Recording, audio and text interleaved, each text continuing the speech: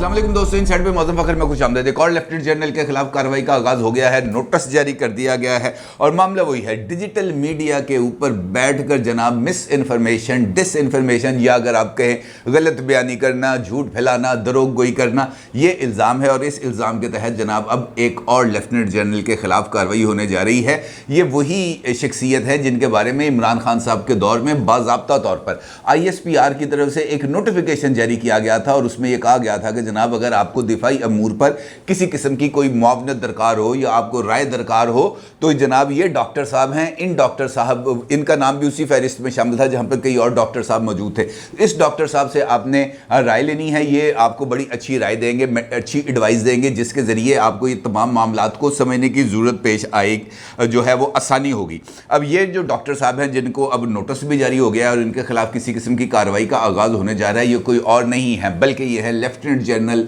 अमजद शुएब साहब। और इनके खिलाफ जो डिजिटल मीडिया के गलत इस्तेमाल के ऊपर अब होने जा रही है कार्रवाई। आप यकीनी तौर पर जानना चाहेंगे कि जनाब अमजद शुएब साहब को नोटिस क्यों जारी हुआ, क्या कार्रवाई की जा रही है। और हाल ही में महकमा दिफा की जानिब से जो 2 तंजीमें थीं जिसमें एक्स सर्विसमैन सोसाइटी भी शामिल थी,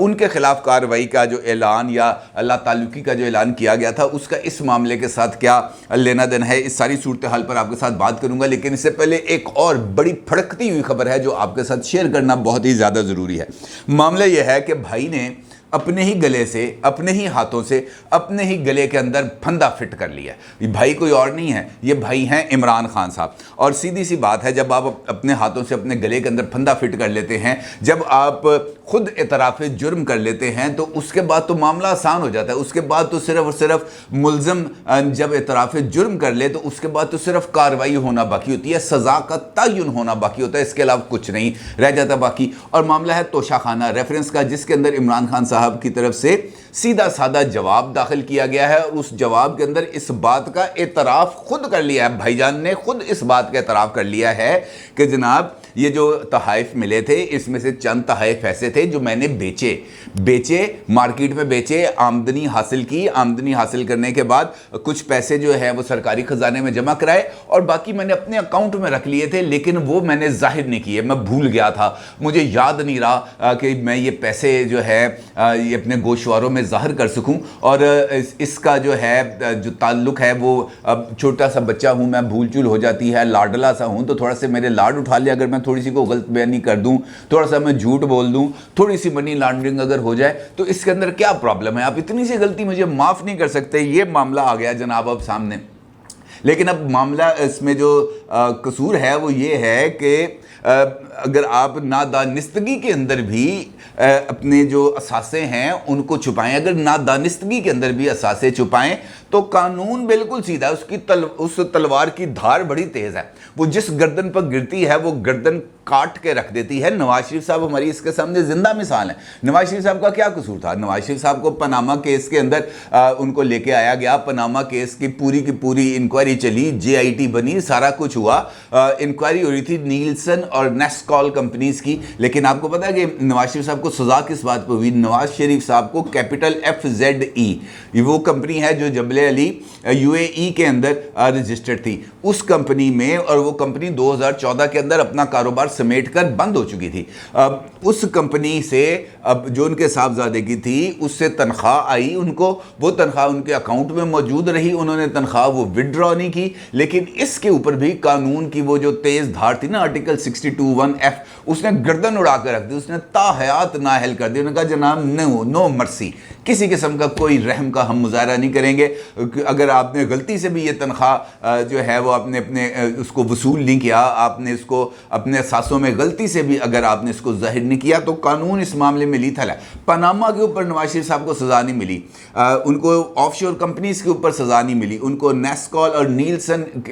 जो कंपनीज थी ऑफशोर कंपनीज, उनके ऊपर सज़ा नहीं मिली, उनको जो लंदन के अंदर जो महंगे तरीन जो इमरान खान साहब कहते हैं फ्लैट्स रखने के ऊपर सज़ा नहीं मिली। उनको सज़ा किस चीज़ पे मिली कि जनाब तुसी अपने पुत्र तो पैसे लेते सर, वो तुसी दसे नहीं, लिहाजा आप मुजरम करार दिए जाते हैं और सज़ा दी जाती है। इमरान खान साहब का क्या मामला है? इमरान खान साहब का भी यही मामला है کہ تحائف وصول کیے, خود اس بات کا اعتراف کیا اپنے اعترافی بیان کے اندر کہ جناب میں نے تحائف وصول کیے ہیں, اور جو تحائف ہیں اس میں سے کچھ تحائف ایسے تھے جن کی مالیت 30,000 روپے سے کم تھی, وہ بھی میں نے اپنے پاس رکھ لیے. کچھ تحائف تھے بہت زیادہ قیمتی, وہ میں نے مارکیٹ میں بیچ دیے اور اس سے بھی میں نے رقومات حاصل کی. لیکن کچھ ایسے تحائف تھے جو میں نے بیچے ضرور, لیکن میں یہ بتانا بھول گیا کہ جناب کہ یہ ان تحائف کو اپنے جو اثاثہ جات ہیں ان کے اندر میں ظاہر نہیں کر سکا, وہ جو گوشوارے تھے ان کے اندر ظاہر نہیں کر سکا. لیکن جیسے ہی اگلا سال آیا میں نے وہ گوشوارے اس میں اپنی آمدنی کے اندر ظاہر کر دیا, لہٰذا میری طرف سے کسی قسم کا کوئی بھی غیر قانونی عمل نہیں ہوا. لہٰذا الیکشن کمیشن کیسے مجھ سے یہ سوال پوچھ سکتا ہے؟ انہوں نے 60 صفحات پر مشتمل جواب دیا, اور پہلی ویڈیو کے اندر بھی میں نے آپ کو اس کا کچھ حصے بتائے تھے, لیکن جب وہ جواب دیکھا تو جناب وہ جواب تو بڑا پھڑکا دینے والا جواب ہے. اس کے اندر انہوں نے کہا جناب الیکشن کمیشن میرے خلاف یہ کارروائی ہی نہیں کر سکتا, سپیکر میرے خلاف یہ ریفرنس ہی نہیں بھیج سکتا, سپیکر مجھے تاحیات نااہل کرنے کی سفارش ہی نہیں کر سکتا. یعنی میں پاکستان کے قانون سے کوئی بہت زیادہ ماورا ہوں, میرے اوپر کسی قسم کا کوئی حد لاگو نہیں کی جا سکتی, مجھے کسی بھی طریقے سے شکنجے میں نہیں کسا جا سکتا. جناب میں عمران خان ہوں, پاکستان کی سب سے بڑی سیاسی جماعت کا لیڈر ہوں, میری چاروں صوبوں کے اندر فالوئنگز ہے, اور اگر آپ نے مجھے کسی بھی طریقے سے کانوکٹ کیا تو پھر اس کے نتائج ہوں گے, پھر فیصلہ عوام کریں گے. اب اگر اس قسم کا رد عمل آئے گا تو پھر آپ اندازہ لگا سکتے ہیں کہ کیا صورتحال بنے گی اور کہاں تک پہنچے گا معاملہ, اور اس کے جو نتائج ہیں وہ کس حد تک آگے بڑھیں گے. چیئرمین پی ٹی آئی کے جو وکیل ہیں بیرسٹر علی ظفر صاحب, انہوں نے بھی اس معاملے پر الیکشن کمیشن کو یہ بتایا کہ آرٹیکل 63 کی کارروائی میں 62(1)(f) کا کیس نہیں بنتا, اور نہ ہی الیکشن کمیشن یہ والا کیس سن سکتا ہے. وہ یہ کہتے ہیں کہ آپ آرٹیکل جو ہے نا 63 اس کے تحت کارروائی کریں, آپ آرٹیکل 62 کے تحت کارروائی نہ کریں. اب آرٹیکل 62(1)(f) جب آتا ہے تو پھر تو تاحیات نااہلی ہے نا, یہ تو چھوٹا موٹا جرم ہے, اس کے اندر تو ڈانٹ ڈپٹ کر کے ذرا بندے کو سائڈ پہ کیا جا سکتا ہے, تو معمولی سے معاملات ہے. لہٰذا اس کے اندر آپ ہمیں نہ سنیں. اگر آپ نے کارروائی کرنی ہے, اگر آپ نے کوئی آئی واش کرنا ہی ہے تو آئی واش کریں آرٹیکل 63 کے تحت, 62 کے تحت نہ کریں, کیونکہ جب آپ 62 کے تحت کارروائی کریں گے تو اس میں معاملات جو ہیں وہ بگڑ جائیں گے. پھر وہ یہ کہتے ہیں کہ عمران خان صاحب نے جو تحائف بیچے اس کے عوض انہوں نے 3 کروڑ روپے سرکاری خزانے میں بھی جمع کرائے ہیں. اب تحفے بیچے 14 کروڑ روپے کے, اور یہ تو بڑا منافع بخش کام ہے. عمران خان صاحب تو آج سوچ رہے ہوں گے یار میں کاش آج بھی وزیر اعظم ہوتا. شہباز شریف صاحب کو تو اتنے تو تحفے مجھے مہنگے نہیں ملے جتنے شہباز شریف کو مہنگے مل گئے. اس کی تو 2 گھڑیوں کی مالیت ہی کو 18 کروڑ روپے ہے, جو خود بتائی گئی ہے کہ جناب 18 کروڑ روپے کی صرف 2 گھڑیاں ہیں. اس کے علاوہ گولڈ کے کف لنکس ہیں جن کے اوپر ہیرے جڑے ہوئے ہیں. اس کے علاوہ کچھ ایسی نادر قسم کے جو پتھر ہیں, نوادرات ہیں, ان سے بنی ہوئی تسبیح ہیں, کچھ اس قسم کی اور بھی چیزیں ہیں جس کے بارے میں شہباز شریف نے کہا کہ جناب میں ان میں سے کوئی چیز اپنے پاس نہیں رکھوں گا. باضابطہ طور پر انہوں نے اس کا اعلان بھی کر دیا, اور انہوں نے وزیر اعظم ہاؤس کا جو عملہ ہے اس کو اس بات کی ہدایت بھی کر دی کہ جناب یہ جو توشہ خانہ کے تمام تحائف ہیں, جن کے اندر یہ تحائف بھی ہیں جن کو بھی ریسنٹلی ملے ہیں عرب ممالک کے دورے کی وجہ سے, تو ان تمام تحائف کو ایک بنائیں, ایک جسے ہم کہہ سکتے ہیں نمائش گھر, وہاں پر یہ تمام چیزیں رکھیں اور اس کی جو ہے نمائش کی جائے. لوگ آئیں پرائم منسٹر ہاؤس آ کے دیکھیں کہ پاکستان کے وزرائے اعظم کو کیسے کیسے تحائف ملتے ہیں. انہوں نے یہ نہیں کہا کہ یہ بھی پیسے میں کم دے کے اپنے پاس رکھ لیتا ہوں یا اس کو بیچ کے میں کوئی سرکاری خزانے میں پیسے جمع کرا دوں گا. انہوں نے بڑی اچھی مثال قائم کی ہے, اور عمران خان صاحب آپ آج سوچ رہے ہوں گے کہ یار اگر میں اس وقت وزیر اعظم ہوتا تو میری آمدنی میں کم از کم 18 کروڑ روپے نہ صحیح 15 کروڑ روپے کا تو اضافہ ہو جانا تھا, کیونکہ یہ گھڑیاں بیچ کے انہوں نے پھر 3 کروڑ روپے جمع کرا دینے تھے. 15 کروڑ روپے کی نیٹ آمدنی تھی جو ان کے ہاتھ سے ضائع ہو گئی ہے. لیکن مجھے اس قسم کے کچھ آثار لگ رہے ہیں کہ یہ جو معاملہ ہے یہ بظاہر اب مجھے طے ہوتا نظر آ رہا ہے, کیونکہ یہ اعتراف جرم جو عمران خان صاحب نے کیا ہے کہ جناب میں نے یہ اثاثہ جات ڈکلیئر نہیں کیے, اور 1 سال کا وقفہ انہوں نے خود مان لیا کہ 1 سال کے وقفے کے بعد اس کو جو ہے ظاہر کیا گیا. اس کی وجہ عمران خان صاحب جو مرضی بتائیں کہ جناب یہ وجہ ہو سکتی ہے, یہ وجہ ہو سکتی ہے, لیکن یہ ایک تاخیر ہے, اور اس تاخیر کا جو نتیجہ ہے وہ نکلے گا. اور میں نے آپ کو مثال دے دی, اسی ترازو کے اندر تولا جائے گا. یہ نہیں ہے کہ عمران خان صاحب کے لیے ترازو الگ ہوگا, نواز شریف صاحب کے لیے ترازو الگ ہوگا. اگر ترازو الگ ہوگا تو پھر اعتراض ہوں گے, پھر یہ جو جسے ہم کہہ سکتے ہیں نا کہ جسٹس ٹرائل میں چلا جائے گا, پھر انصاف کا مقدمہ لڑا جائے گا کہ جناب یہ انصاف سلیکٹیو کیسے ہو سکتا ہے, انصاف شکل دے کے کیسے ہو سکتا ہے. ہم تو یہ سنتے آئے تھے کہ عدالتیں کیس دیکھتی ہیں, فیس نہیں, لیکن اگر عدالتوں نے فیس دیکھ کر کیس کا فیصلہ کرنا ہے تو پھر یہ بات بہت آگے بڑھ جائے گی, اس کو روکنا پڑے گا. اب موجودہ صورتحال میں اس طرح کے کچھ اشارے مل رہے ہیں. شیخ رشید تو کہتے رہتے ہیں نا عمومی طور پر کہ ستمبر ستمگر ہوگا. مجھے لگ رہا ہے کہ وہ بھائی جو ہے نا اس کی اس بات میں وزن ہے. ستمبر جو ہے وہ ستمگر ہوگا. ستمبر جو ہے کوئی چند چڑھائے بغیر نہیں جائے گا, اور جو چند چڑھے گا وہ چند جو ہے وہ میرا خیال ہے کہ پاکستان کے بہت سارے لوگ وہ چند چڑھتا دیکھنا چاہتے ہیں, اور وہ چند ہوگا عمران خان صاحب کی نااہلی کا. یہ چاہے اسلام آباد ہائی کورٹ کی طرف سے آئے, یہ چاہے توشہ خانہ کے معاملے میں آئے, یہ چاہے فارن فنڈنگ کیس میں آئے, یہ چاہے جماعت کے کالا دم ہونے کے ریفرنس فائل ہونے کے نتیجے میں آئے. یہ والا چند اب کلیئرٹی کے ساتھ نظر آ رہا ہے کہ اے چند چڑھے چڑھے, اس کو اب کوئی نہیں روک پائے گا. دوسری جانب ایک اور خبر وہ بھی بہت زیادہ امپورٹنٹ ہے, وہ ہے مریم صاحبہ کے حوالے سے. مریم صاحبہ کی طرف سے ایک جو درخواست ہے وہ آج لاہور ہائی کورٹ کے اندر دائر کی گئی ہے, اور اس کے اندر لاہور ہائی کورٹ سے اس بات کی استدعا کی گئی ہے کہ مریم صاحبہ کا جو پاسپورٹ ہے جو گزشتہ 4 سال سے رکھا ہوا ہے نیب نے اپنی کسٹڈی میں, انہوں نے یہ درخواست کی ہے کہ جناب یہ میرا پاسپورٹ منو واپس کر دیو. یہ 4 سال سے آپ نے اس کو اپنے پاس رکھا ہوا ہے, اور جس جرم کے بارے میں رکھا ہوا ہے اس کے بارے میں 4 سال سے نیب نے چلان ہی پیش نہیں کیا, لہٰذا یہ جو نہ چلان پیش ہوا اور نہ ہی چودھری شوگل مل کر ریفرنس تاحال دائر ہو سکا ہے. لہٰذا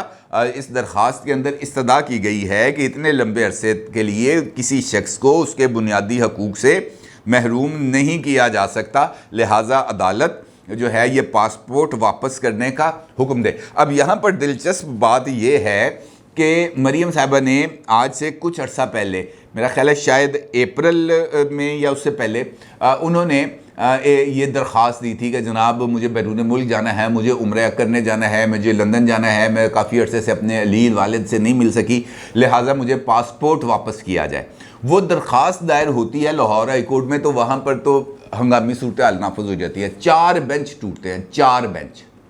بینچ بنتا ہے, اگلے دن وہ معذرت کر لیتا ہے, پھر بینچ بنتا ہے, پھر معذرت, پھر بینچ بنتا ہے, پھر ٹوٹ جاتا ہے, پھر بینچ بنتا ہے, پھر ٹوٹ جاتا ہے. 4 مرتبہ ایسا ہوا, اور اس کے بعد آخر کار مریم صاحب نے کہا جناب یہ درخواست مجھے واپس دے دیں, میں یہ درخواست فائل ہی نہیں کرتی. انہوں نے وہ درخواست واپس لے لی, ادروائز تو پورا ہائی کورٹ کے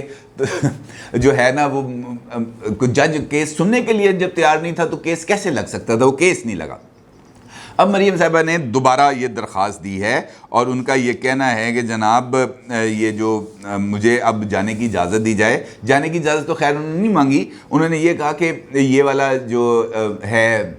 پاسپورٹ یہ مجھے واپس کیا جائے. پھر ساتھ انہوں نے کہا کہ جناب میری ضمانت ہے, میرٹ کے اوپر منظور ہوئی ہے, اس کے ساتھ ساتھ میری جو سزا ہے وہ معطل ہے, اور جو جس جرم کے اوپر یا جس کیس کی بنیاد کے اوپر میرا پاسپورٹ کو ضبط کیا گیا تھا وہ اب بنیاد ہی اویلیبل نہیں ہے. 4 سال کے دوران نہ کوئی ایویڈنس پیش کیا گیا اور نہ ہی ریفرنس دائر کیا گیا. ریفرنس دائر کیے بغیر آپ کسی کو سزا دے دیں یا کسی کا جو بنیادی حقوق ہیں ان کو معطل کر دیں, یہ بالکل بھی قرینِ انصاف نہیں ہے, لہٰذا اس کے اوپر نظر ثانی کی جائے. اب دیکھنا یہ ہے کہ اس معاملے کے اوپر جو نظر ثانی ہے وہ کیسے ہو پائے گی. دوسری جانب جو کارروائی ہے امجد شعیب صاحب کے خلاف, لیفٹیننٹ جنرل امجد شعیب صاحب کے خلاف, اس کا آغاز ہوا ہے. اب یہ والی کارروائی بھی بڑی دلچسپ کارروائی ہے, کیونکہ امجد شعیب صاحب نے اپنا ایک یوٹیوب چینل بنایا ہوا ہے, اور اس یوٹیوب چینل کے اوپر انہوں نے کچھ عرصہ پہلے کچھ خبریں بریک کی تھی, اور جن کے اندر ان کا یہ دعویٰ تھا کہ جناب اس وقت جیسے ہی یہ امپورٹڈ حکومت, یہ ان کا کہنا ہے, برسر اقتدار آئی ہے, انڈیا سے جہاز آتے ہیں, جہاز لینڈ کر جاتے ہیں کراچی پہ, اور اس کے بعد یہاں سے بڑے بڑے بیگز جو ہیں ان جہازوں میں منتقل کیے جاتے ہیں, اور وہ یہ پاکستان کا جو پیسہ ہے یہ دبئی منتقل کر دیا جاتا ہے ان جہازوں کے ذریعے, کیونکہ وہ چارٹرڈ پلین ہوتے ہیں. پھر اس کے اوپر وہ جو سولجر سپیکس نہیں ہیں, میجر عادل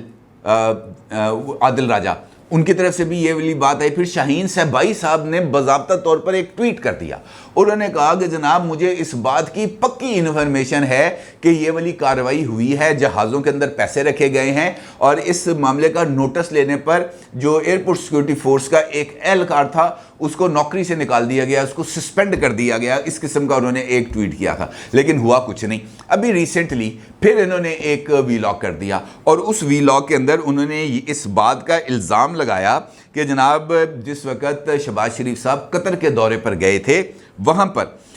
جو خصوصی طور پر ایک اسرائیلی جہاز آیا، اور اس جہاز کے اندر کچھ اسرائیلی لوگ موجود تھے، اور اس اسرائیلی ڈیلیگیشن کے ساتھ شہباز شریف صاحب نے ایک خفیہ ملاقات کی ہے۔ یہ والا کام انہوں نے کر دیا۔ اب اس کے بعد پھر یہ ہوا کہ اس کا نوٹس لیا گیا یقینی طور پر کہ پاکستان کے ایک ایسی شخصیت جو وزارت عظمیٰ کے منصب پر فائز ہے، اس کے اوپر آپ یہ لگا رہے ہیں کہ وہ خفیہ ملاقاتیں کر رہا ہے اسرائیل کے ساتھ۔ تو یہ پاکستان کے اندر تو یہ تمام چیزیں بہت ہی زیادہ ڈسٹربنگ ہے، الارمنگ ہے کہ یار یہ اسرائیل کا تو یہاں پہ لوگ نام نہیں سننا پسند کرتے، تو چاہے جائے کہ آپ جا کے ملنا شروع کر دیں۔ یہ آگ لگانے والی سچویشن ہے، یہ ایک ایسی سچویشن ہے جس کے ذریعے آپ لوگوں کو بھڑکانے کی کوشش کر رہے ہیں کہ جناب اٹھو شہباز شریف دی گردن نپ لو جا کے۔ اور اس کا پھر ایف آئی اے نے اس کا نوٹس لیا، ایف آئی اے کے سائبر کرائم ونگ کی طرف سے ایک نوٹس ہے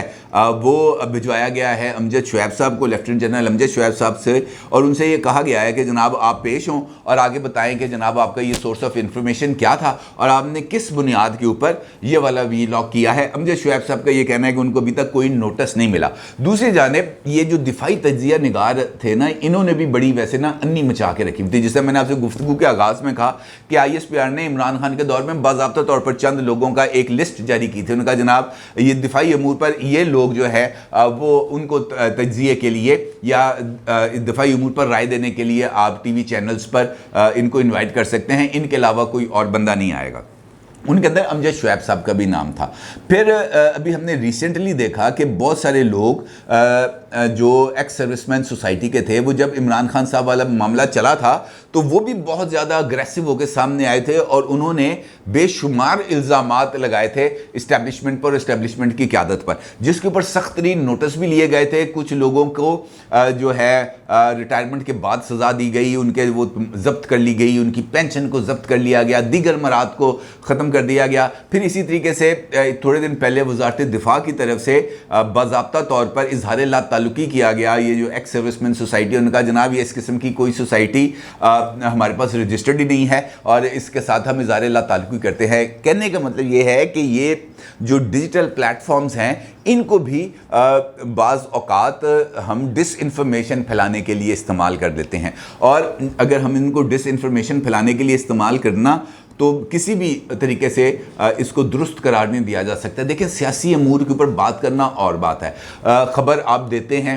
4 خبریں آپ دیتے ہیں، 2 ٹھیک ہو جاتی ہیں، 2 غلط ہو جاتی ہیں، 2 باؤنس کر جاتی ہیں، سیاسی بات کرنا اور چیز ہے۔ لیکن ریاستی امور کو اس طریقے سے